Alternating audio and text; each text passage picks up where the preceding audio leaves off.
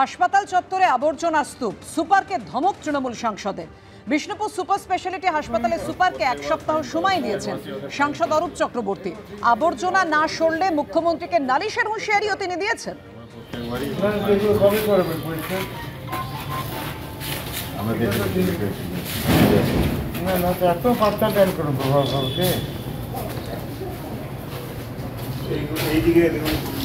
এগুলো আপনাদের বিরুদ্ধে যাবে, গ্লোবালের বিরুদ্ধে যাবে না।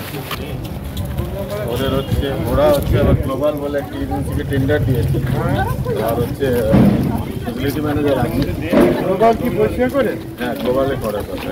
আর গ্লোবাল কি পরিষ্কার ওদের দায়িত্ব? হ্যাঁ,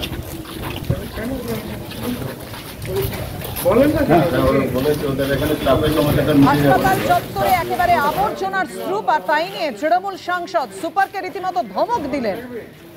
আপনারা জানেন মুখ্যমন্ত্রীর একেবারে কড়া বার্তা, এবং বিভিন্ন সময়ে মুখ্যমন্ত্রীর কড়া বার্তার পর তৃণমূল বিধায়ক বা তৃণমূল নেতাদের ক্ষমা চাইতেও দেখা গেছে। এক্ষেত্রে যে ছবি ধরা পড়ল, বিষ্ণুপুর সুপার স্পেশালিটি হাসপাতালে সুপারকে 1 সপ্তাহ সময় দিয়েছেন সাংসদ অরূপ চক্রবর্তী।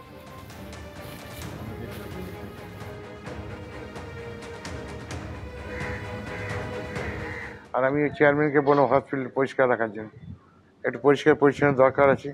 গ্লোবাল বলে কোনো একটা সংস্থা আছে, ওরা কাজ ঠিক মতো করে না, যার জন্য অবস্থা। আমি সুপারকে বলেছি খবর রাখতে, আর আমি চেয়ারম্যানকে বলে উনিও দেখে নেবেন। ওইটাই তো খারাপ লাগলো না, যে সামনে যারা যারা আসবে থাকবে পরিষ্কার ঠিক আছে, কিন্তু পিছনে নোংরা দুর্গন্ধ, এটা বাজে লাগবে। আপনি রিপোর্ট দেবেন? আমি চেয়ারম্যানকে বললাম দেখে নিচ্ছি 5-7 দিনের মধ্যে যদি করে দেবে এটা, তাছাড়া তো আমাকে দিতেই হবে। হাসপাতালে এরকম অবস্থা রাখা ঠিক না, সুপারদের দায়িত্ব থাকা উচিত।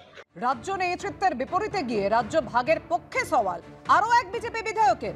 নিশিকান্ত দুবে, গৌরীশঙ্কর ঘোষের যে প্রস্তাব ছিল যে বাংলা বিহারের 6 জেলাকে নিয়ে কেন্দ্রশাসিত অঞ্চল গড়ার দাবি, তাকেই সমর্থন বহরমপুরের বিজেপি বিধায়ক সুব্রত মৈত্রর।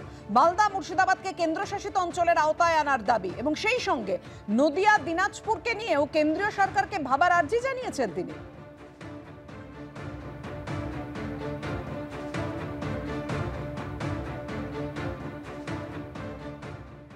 পরে নিজের মন্তব্যের ব্যাখ্যা দিয়েছেন বহরমপুরের বিজেপি বিধায়ক। কি বলেছেন দেখুন।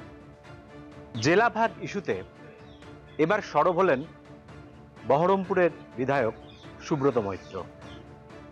তার সঙ্গে সরাসরি আমরা শুনে নেব তার কি বক্তব্য। আপনি কি চাইছেন এই যে জেলা ভাগের ইস্যুটাকে আপনি কিভাবে দেখছেন? না দেখুন, আমি একটা কথা বলি, আমি জেলা ভাগও চাইছি না, রাজ্য ভাগও চাইছি না। আমি শাসনের পরিবর্তন চাইছি। কেন্দ্র সরকারের হাতে অন্ততপক্ষে অ্যাডমিনিস্ট্রেটিভ লেভেলটা যাতে কেন্দ্র সরকারের হাতে থাকে। কারণ যেভাবে অনুপ্রবেশ এবং বর্তমান শাসক দলের যে নোংরা রাজনীতি, এই দুটো মিলেমিশে এমনভাবে এক অচল অবস্থা সৃষ্টি করছে আমাদের মতন সনাতনী সংস্কৃতি সম্পন্ন ব্যক্তিদের উপর, যা টিকে থাকা ভীষণভাবে মুশকিল।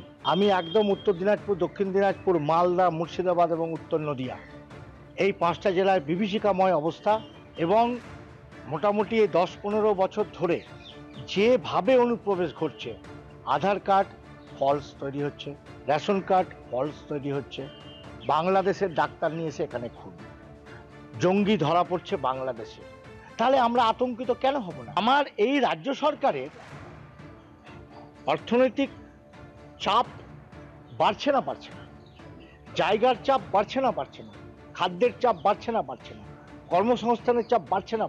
তো এটা রাজ্য সরকারের অযথা রাজনীতি না করে রাজ্য সরকারের এটা বোঝা উচিত যে এত সংখ্যক মানুষ যদি আমার এই জেলাগুলোতে চলে আসে, তাহলে আগামী দিন তো এত সংখ্যক মানুষের আমি খাবার যোগাবো কি করে, কর্মসংস্থান দেবো কি করে, ঘর দেবো কি করে, এটা তো এই রাজ্য সরকারেরও বোঝা উচিত।